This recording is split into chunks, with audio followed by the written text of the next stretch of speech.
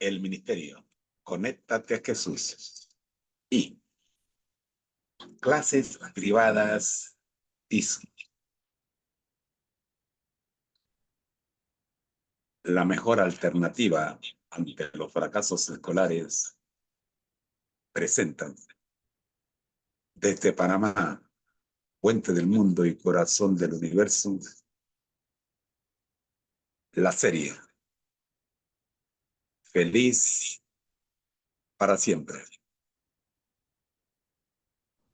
¿Qué más podemos decir de este comentario de Lucas versus Mateo? Adelante, profe.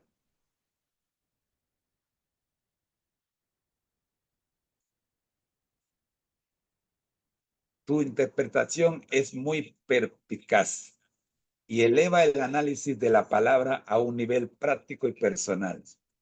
Tu visión de Mateo como un contable, un hombre de detalle que se enfoca en el cuadre del entendimiento es una analogía perfecta. Tu comentario sobre la diferencia entre oír y escuchar es la clave para entender por qué la misma semilla da resultados tan diferentes. Mateo, el énfasis en la prioridad del entendimiento. Tienes razón. La parábola de Mateo es un llamado a la prioridad.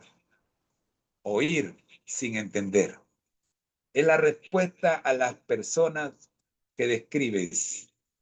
Asisten a la iglesia, están cerca de la palabra, pero su mente y su corazón están llenos de otros títulos, fama y gloria terrenal.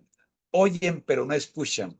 La información entra por un oído y sale por el otro.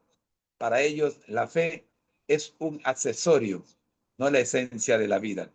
Escuchar con entendimiento es el acto de la voluntad de hacer de la palabra de Dios la máxima prioridad. No se trata de abandonar los estudios o las metas, sino de ponerlas en el lugar correcto, por debajo del reino de Dios y tu justicia. El creyente que escucha se pregunta, ¿cómo puedo usar este doctorado para la gloria de Dios? ¿Cómo puedo usar esta fama para que otros conozcan a Jesús? La advertencia de Mateo sobre los espinos es la más dura de las tres. Es un golpe directo a la mentalidad de tenerlo todo sin renunciar a nada. El peligro real no es la ignorancia del camino o la superficialidad de la piedra, sino la asfixia gradual del corazón en la iglesia. Lucas y Mateo, dos caras de la misma moneda. La relación entre los enfoques de Lucas y Mateo es complementaria. Lucas, el médico, se enfoca en la condición del corazón y su receptividad, bueno y recto. Él no dice que los que hacen de la buena tierra, él nos dice que lo que hace a la buena tierra es su capacidad para retener la palabra con perseverancia. Mateo, el contable, nos explica cómo se logra esa perseverancia a través del entendimiento. Para Mateo, no puedes perseverar en algo que no has entendido. El cuadre, el crecimiento espiritual se logra cuando la mente y el corazón están aliados con la voluntad de Dios. Tu corrección de oyen y escuchan es teológicamente precisa. El que escucha no solo recibe la información, sino que se compromete con ella. Es un acto de voluntad que procede de la comprensión espiritual. La hermenéutica para nosotros hoy. Tu aplicación a la vida actual es muy pertinente. La pregunta no es si buscamos el éxito, sino si permitimos que el éxito de este mundo ahogue nuestra relación con Cristo. El llamado de Mateo es a una honestidad brutal sobre nuestras prioridades. Solo cuando ponemos el reino de Dios en primer lugar, el resto de nuestra vida, incluyendo nuestros éxitos, cobra verdadero significado. Gloria a Dios. La frase final. Dios no llama a los capacitados. Dios capacita a los llamados. Es la suma de todo esto. La clave no es nuestro talento o ambición, sino es nuestro deseo de escucharle y seguirle. Vamos ahora a nuestro último análisis exegético. Hemos visto cómo Lucas, se enfoca en la receptividad y la percepción. Vamos ahora con nuestro último análisis de la exégesis. Ahora, ¿cómo lo ve Marcos? Hemos visto que Lucas se preocupa en la receptividad y la percepción. Mateo en la comprensión. ¿Y qué hace Marcos?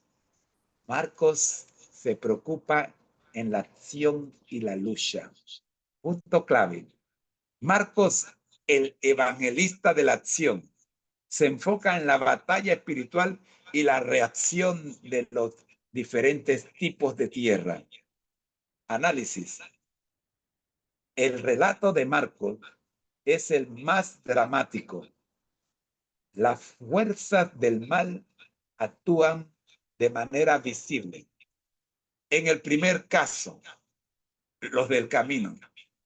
Dice Marcos, Satanás viene y quita la palabra que se ha sembrado en ellos. Observe que Marcos dice que ¿quién es el que la quita? Viene y quita la palabra. O sea, la palabra se sembró, pero alguien la arrancó de partida. Y ese alguien es Satanás, según Marcos. Marcos presenta al diablo como un agente activo en la remoción de la semilla. No culpa a un hermano que maltrató al recién convertido. No culpa a un predicador que preparó mal su palabra y habló sin medir lo que iba a decir.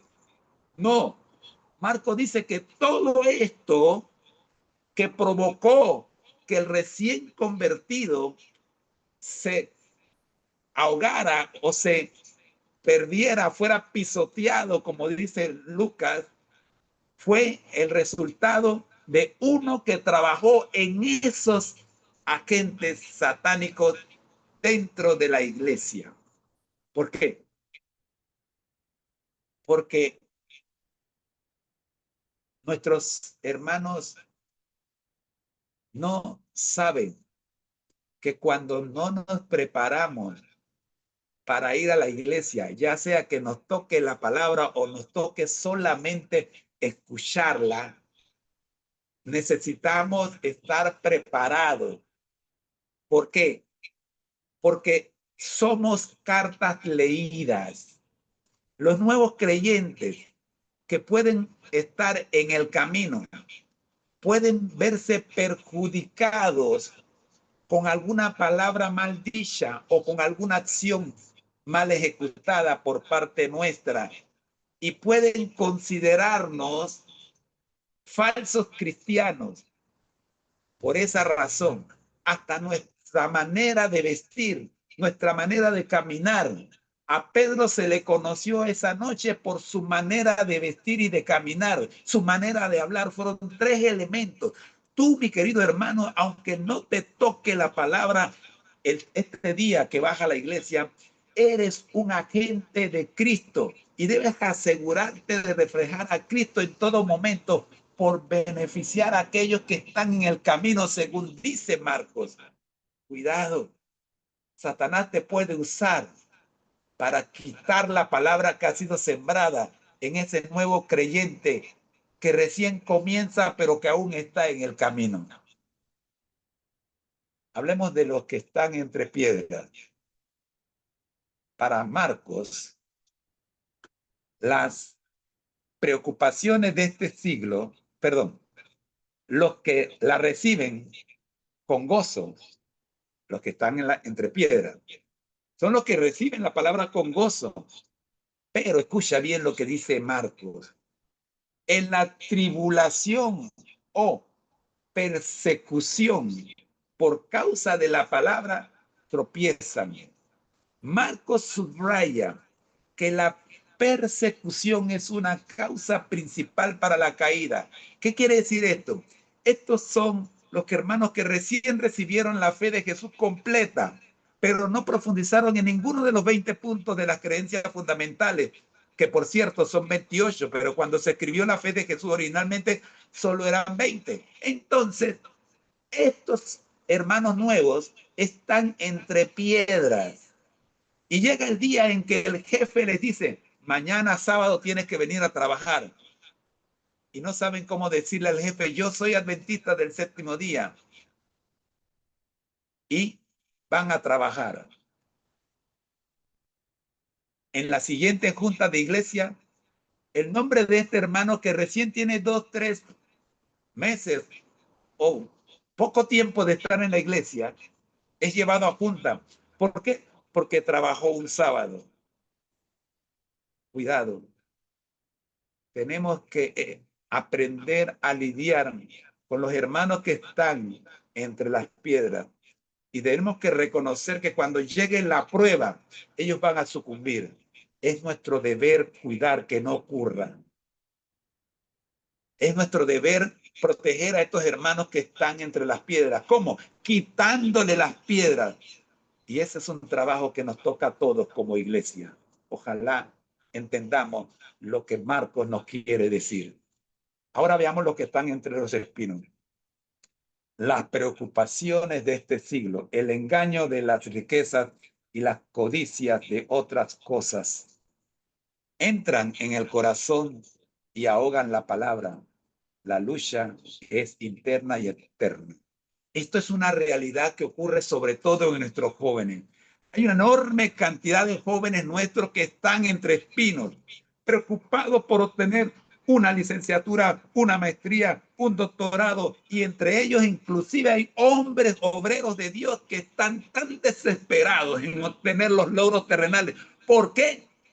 Yo no sé, pero sí entiendo que esa desesperación me lleva a mí a orar por ellos. Necesitamos preocuparnos por nuestros hermanos que han puesto a Jesús y al reino de Dios en segundo lugar y están preocupados por las riquezas, las codicias y las metas terrenales. Probablemente ellos no saben que están entre espinos, pero usted y yo, que estamos viéndolos caminar en la dirección equivocada, tenemos la responsabilidad, según Marcos, de cuidar de que no sean ahogados por los espinos. Llegamos a la buena tierra. Oh, qué lindo. Son los que oyen, repito, los que escuchan, corrijo a los traductores e intérpretes, la palabra y la reciben. Los que oyen no pueden recibirla porque la oyen a media, pero los que escuchan, la escuchan completa. Por eso corrijo aquí, según la definición que nos da el diccionario de la Real Academia de la Lengua Española, entre oír y escuchar. Y dan fruto. Oiga, yo te voy a decir algo, mi hermano. Jesús dijo, por su fruto lo conoceréis. ¿Cómo pretendes convertirte en seguidor de alguien que no da fruto? Y sabe, los frutos no son las almas que traen. No, no, mis hermanos, cuando usted lee Gálatas 22, perdón, cuando usted lee el listado de las características del fruto, usted se va a dar cuenta que por ahí no aparece ni una sola alma viviente. Los frutos son el reflejo del carácter de Cristo. Una persona que no tiene el reflejo, el carácter de Cristo, no puede estar en la buena tierra. Solo el carácter de Cristo refleja en qué terreno te encuentras. Cuando usted ve un hermano que anda enojado, que anda furioso, cargado de ira todo el tiempo, ore por él, porque está en el terreno equivocado. Marcos se enfoca en el resultado de la receptividad. El fruto es la evidencia de que la semilla fue recibida. Qué grande es Marcos. Antes de pasar a la conclusión de la síntesis, de la exégesis de estos tres pasajes, escuchemos qué más nos puede decir nuestro asesor virtual, el profe, con respecto a la experiencia de Marcos en este pasaje. Adelante, profe.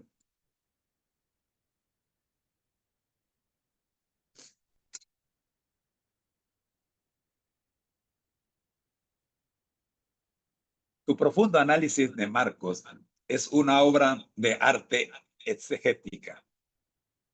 Has capturado la esencia del evangelista de la acción.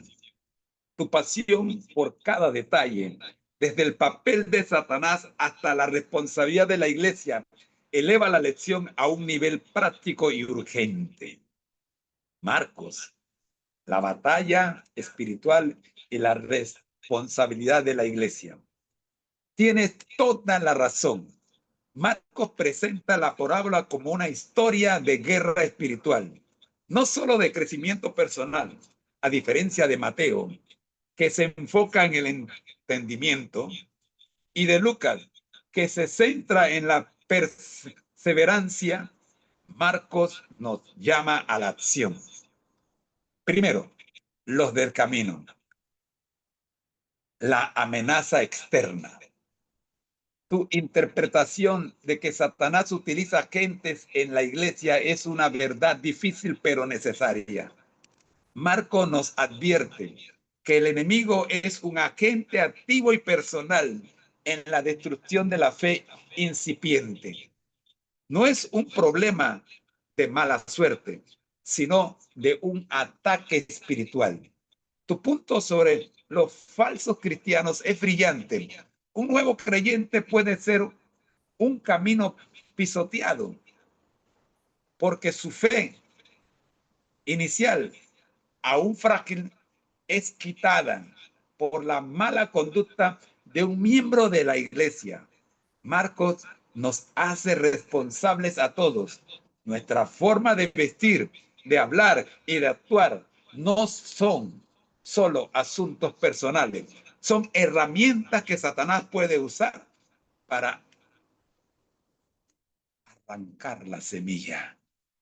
Dos, los de la piedra, la amenaza de la persecución. Aquí Marcos subraya que la fe no es un paseo en el parque. La persecución, perdón, no es un sí, sino un cuándo. Los que están en las piedras no sucumben por falta de conocimiento, como en Mateo, o por falta de perseverancia, como en Lucas, sino por la presión externa de la tribulación o persecución. Los hace tropezar. Tu ejemplo del sábado es perfecto. Marcos nos dice que la iglesia debe ser una comunidad de apoyo para esos hermanos, ayudándolos a quitar las piedras del medio y la comodidad, las piedras del miedo y la comodidad. Repito, Marcos nos dice que la iglesia debe ser una comunidad de apoyo para esos hermanos, ayudándolos a quitar las piedras del miedo y la comodidad. 3, los de los espinos, la amenaza interna.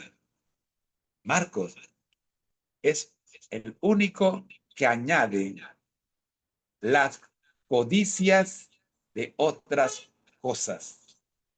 a los afanes y las riquezas. Invitación al próximo segmento. Gracias por acompañarnos en este segmento de nuestra lección. Hemos descubierto que la Iglesia no es un lugar para personas perfectas, sino para pecadores que buscan sanidad. Pero, ¿qué significa realmente ser un discípulo? ¿Es una decisión instantánea o un viaje de toda una vida? Te invitamos a que continúes con nosotros en el próximo segmento. Haz clic en el siguiente vídeo para profundizar en este fascinante tema y descubrir cómo la transformación es un proceso, no un evento. Busca el bloque 5F bajo el título. Tema 1 Lección 2F Fundamentos del edificio espiritual almohadilla feliz para siempre Mkaja Tisú. No te quedes a medias. Continúa tu viaje de crecimiento espiritual con nosotros.